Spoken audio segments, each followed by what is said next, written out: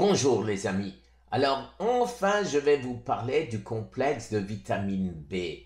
Alors ce complexe vous pouvez l'acheter boosté avec d'autres choses. Là celui-ci a de la vitamine C, celui-ci a de l'ashwagandha. Vous pouvez avoir ce complexe et y mettre l'argument commercial d'autres choses dedans, mais souvent pas en quantité suffisante pour que ce soit vraiment utile. Alors, les amis, à quoi ça sert ma vitamine B? D'abord, le stress. Le stress, notre système nerveux en a besoin. Alors, je vais vous détailler plus tard ces 8 vitamines qui sont dans tous ces complexes, on trouve dans tous les complexes. Alors, il faut savoir que les vitamines B sont solubles dans l'eau, ce qui signifie que notre corps ne les stocke pas. Pour cette raison, l'alimentation est nécessaire, ou la supplémentation, le cas échéant, puisque tous les jours, il faut refaire notre stock de vitamine B. Alors, je vais tout de suite vous mettre les bienfaits de cette vitamine, une par une. Alors, la B1 c'est la thiamine. Et la thiamine joue un rôle essentiel dans le métabolisme en aidant à convertir les nutriments en énergie. Les sources alimentaires les plus riches en thiamine sont le porc, les graines de tournesol, les graines de chia, la B2, riboflavine, aide elle aussi à convertir les aliments en énergie et en plus c'est un antioxydant. Alors, où est-ce qu'on la trouve? Les champignons, le bœuf et les abats, foie, etc. En 3, la niacine. La niacine joue un rôle important dans la signalisation cellulaire, réparation et production de l'ADN. Les sources comprennent le poulet, les poissons gras et les lentilles. Alors, la niacine, il faut bien préciser qu'il y a un effet choc. Si vous prenez trop de niacine, quand je dis trop, c'est pas vraiment trop, c'est la pilule normale que vous achetez en tant que niacine, vous avez ce qu'on appelle un flash. Vous devenez tout rouge, ça vous gratte de partout, mais ne vous inquiétez pas, c'est un effet normal qui passe très vite. En plus, elle aiderait pour les tremblements essentiels et Parkinson. La B5, alors comme les autres vitamines B, l'acide pantothénique aide notre corps à obtenir de l'énergie à partir des aliments et participe également à la production d'hormones et de cholestérol. Le foie, le poisson, le yaourt, uniquement bien sûr de chèvre, et l'avocat sont de très bonnes sources de B5. Le B6, la pyridoxine, est impliquée dans le métabolisme des acides aminés. Alors là, je lis cette phrase et bon, ça vous aide pas beaucoup. Donc, je vais résumer un peu mieux. Production de globules rouges et la création de neurotransmetteurs.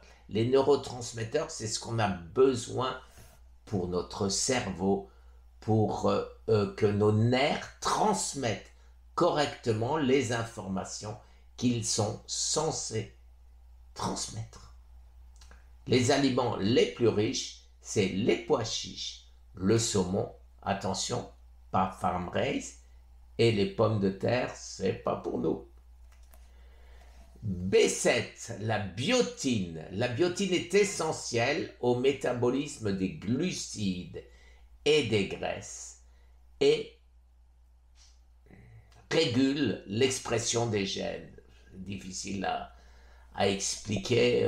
Ce qui est surtout certain, c'est que la B7 nous aide pour la régulation de nos graisses, c'est-à-dire un peu relié à l'insuline résistance. Donc c'est important là aussi.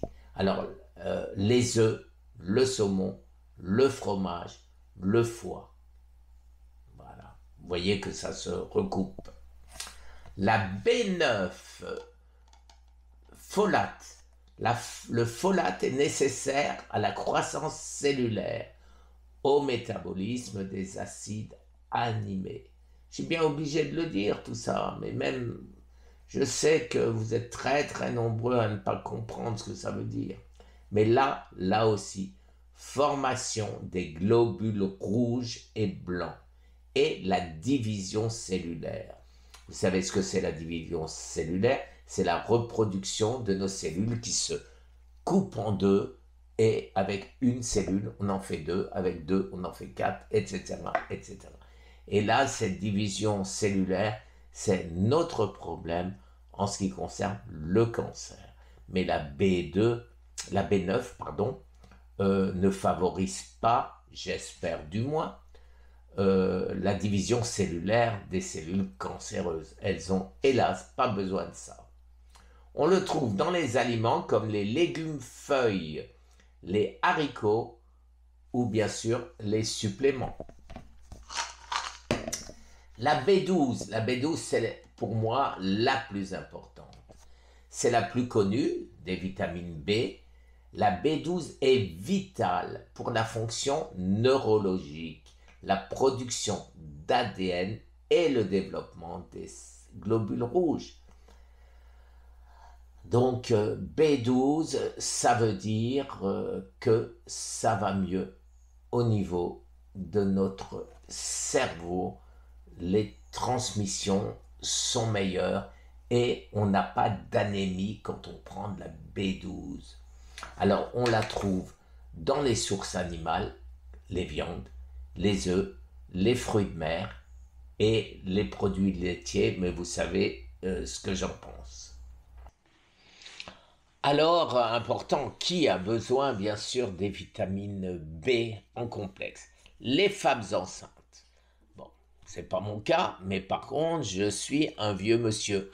Et les vieux monsieur, au-dessus de 50 ans, on n'est pas vieux à 50 ans, mais au-dessus de 50 ans, c'est bien de se supplémenter.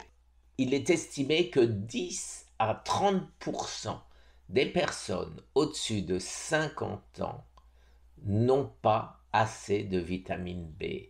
Et je le répète, c'est important.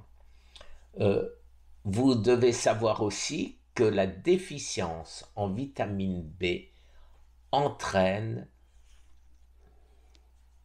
une dépression, un état d'esprit pessimiste, etc., etc.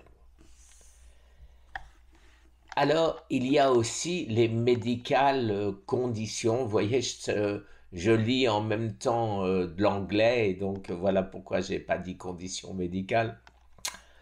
Alors, il y a effectivement certaines circonstances, certains médicaments qui vous suppriment votre vitamine B. La vitamine B est aussi nécessaire aux végétariens ou végétaliens ou véganes qui n'en trouvent pas suffisamment, bien sûr, dans les légumes, puisque vous avez vu qu'on la trouve souvent dans les œufs, dans la viande, etc.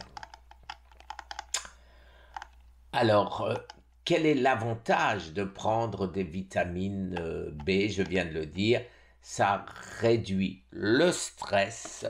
D'ailleurs, vous voyez, c'est comme ça qu'ils le vendent ici dans cette pharmacie. Ils marquent stress. Et la dépression. Alors, c'est important, voilà, surtout quand on a un cancer, on est enclin à être en dépression, bien évidemment. Bon, après, il y a les dosages, mais les dosages, vous fiez à ce qui a marqué sur la boîte. Et surtout, les amis, vous faites une prise de sang. Vous faites une prise de sang pour savoir si vous êtes déficient ou pas. Personnellement, la B1, je me fais des sauces avec mes graines de chia, vous le savez. Les graines de chia, quand j'ai une sauce un peu liquide, bien sûr, n'importe quoi qu'on vient de faire, on vient de faire cuire, on a le jus, et ben je mets des graines de chia dedans et ça me fait une consistance un peu plus importante, style moutarde un peu. Voilà, je pense avoir fait le tour. Je regarde, je vais vous mettre les liens comme d'habitude, et je pense sérieusement que en cas de cancer ou même après guérison du cancer, je continue à toucher du bois, euh, il faut en prendre parce qu'on n'en trouve pas assez dans l'alimentation. Nous qui en plus réduisons un peu par peur, effectivement, la viande rouge, surtout même la grass-fed, c'est-à-dire nourrie à l'herbe qu'on trouve de loin pas partout et qui en plus est hors de prix. Le poisson, c'est une meilleure source. Merci les amis, je vous souhaite une très très bonne journée. Au revoir.